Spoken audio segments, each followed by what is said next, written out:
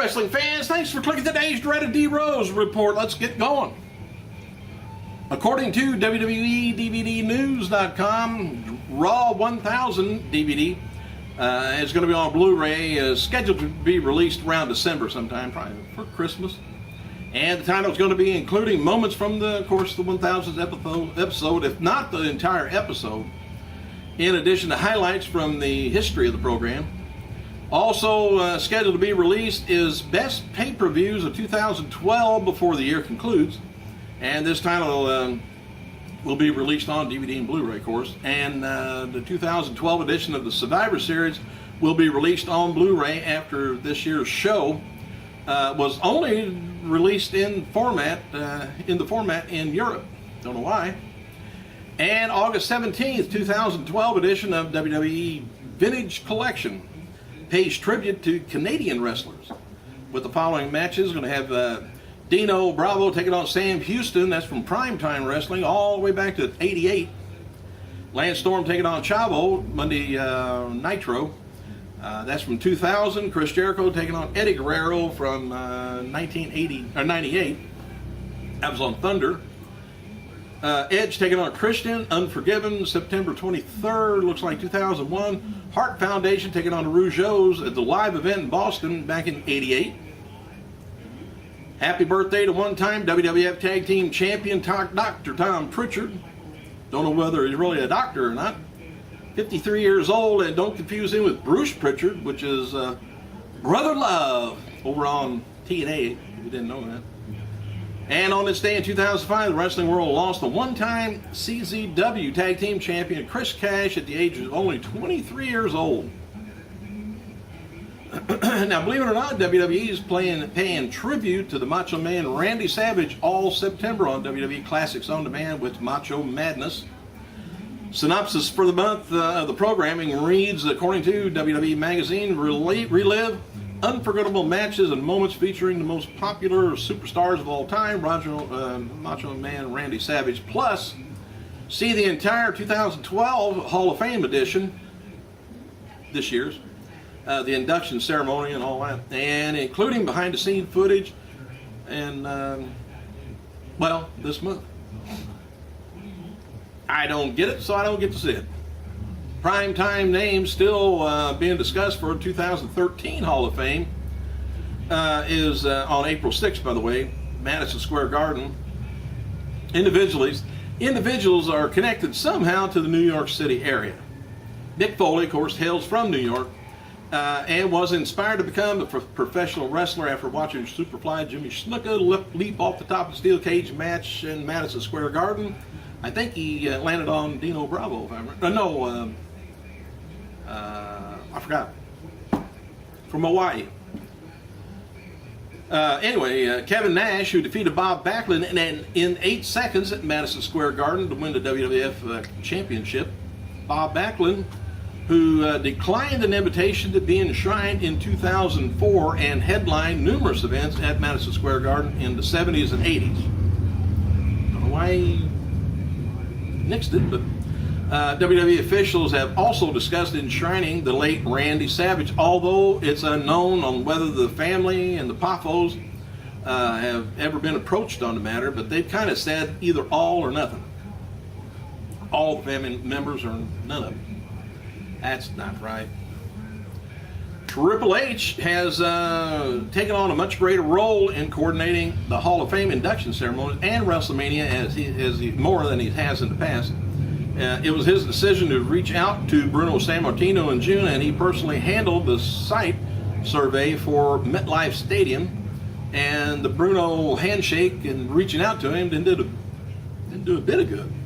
Shawn Michaels, he was asked to comment on the speculation that he's coming out of retirement. He tweeted, "Same speculation, different day."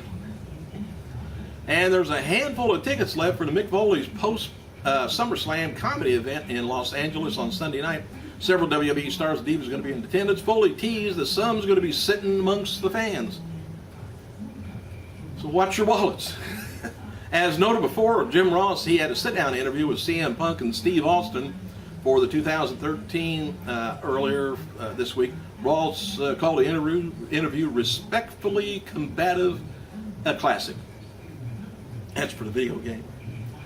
WWE is plugging a tout from Brodus Clay where he says he is training for a SummerSlam match. The video shows Clay working out in Los Angeles, and at the end he just yells Sandow. And we noticed that before Clay versus Sandow was penciled in for the SummerSlam match, and still just hasn't been officially announced yet. I think it's getting kind of close. They ought to announce it. It's just hours away. Paul Heyman made a special appearance on the Mark Mann's radio show and in Pennsylvania. Talked about SummerSlam and some of the comments he made. He said he first turned down Brock Lesnar's invitation to come back with him. He said he felt WWE doesn't know how to promote Brock as a fighter. Heyman feels he was brought back in as a part because he knows how to market Brock as a fighter. He said he wasn't sure if he was brought back with another superstar or his mic work or what it was, but or just his natural relationship with Lesnar. And there's been no problems working with Stephanie McMahon and Triple H. They think and they enjoy someone who rips them, and because it gives them reason to get behind and cheer them on even more. Heyman feels Lesnar, though, his run in MMA, he's kind of had it. But if the deal was right, he would very much consider it. Heyman says that that it's easy to say no, and he would not run another wrestling promotion. But if someone came to him and offered him the right deal and the right freedom, he would consider it. Doesn't think it's going to happen. And a lot of people who own a wrestling promotion don't want to just give up their rights. Say, here, you take it, run with it. All right, as noted before, WWE is doing an injury angle with Shawn Michaels after Brock Lesnar attacked him on Monday's Raw, and they're saying that he won't be at Triple H's corner at SummerSlam. The website spoke with Shawn Michaels on Friday for a new storyline article to hype the SummerSlam main event. They said his recovery. He said, I'm not happy about what Brock did to me. Well, who would have thunk? But life goes on. He said, I have kids and a family and things that I have to get done. Thankfully, I'm left-handed and ambidextrous, so I'm not slowed down very much. Physically, working around the ranch, and it's going to take a back seat for a while. After the attack on Dolph Ziggler and Alberto Del Rio on Monday night's WWE SmackDown, WWE has an article up about Chris Jericho not being 100% for a SummerSlam match against Ziggler on Sunday. So let me see, you're getting a lot of the main draws into SummerSlam that's not either going to be there or that's hurt or not 100%. Come on now. It says, what is Jericho's physical status after sustaining such extensive damage, and how will it play into SummerSlam? Is Jericho going to be 100%? Nah. Oh well. Hey, Kurt Angle, my fault. He was asked who convinced him to go from WWE over WCW. Why did he go there instead of WCW? Kurt Angle says WWE, he says F at the time, was going through the Attitude Era. He said, I actually, thank God I met Ric Flair. He said, I asked him about WCW, and he was straight up and told me to my face to not go there and go to WWE. Rick pretty much scared me off, and WCW would not, nothing to do with you. And Vince McMahon, will make you a star, Rick told him. And Rick was right. He says, I was very grateful to Vince, what he did. He utilized me in the right way. I believe that if I would have went to WCW, I would have taken a heck of a lot longer to get where I am now. And actually, I don't know whether he would have got where he's at now if it wasn't for Vince. TMZ released a video on CM Punk backing WWE's decision to terminate AEW. Why TMZ is in on this, I don't know. Why they terminated his contract after cracking the rape joke on July 30th, 2012 edition of Raw. He says, he got fired, yeah, he made a rape joke. I don't see, someone losing their job over it, but if anyone is justified in getting fired, making fun of rape, I don't think it's funny. Punk told outside Mr. Chow's at Beverly Hills, California on Wednesday night. The hell's he doing at Mr. Chow's? I hope he knew he was there.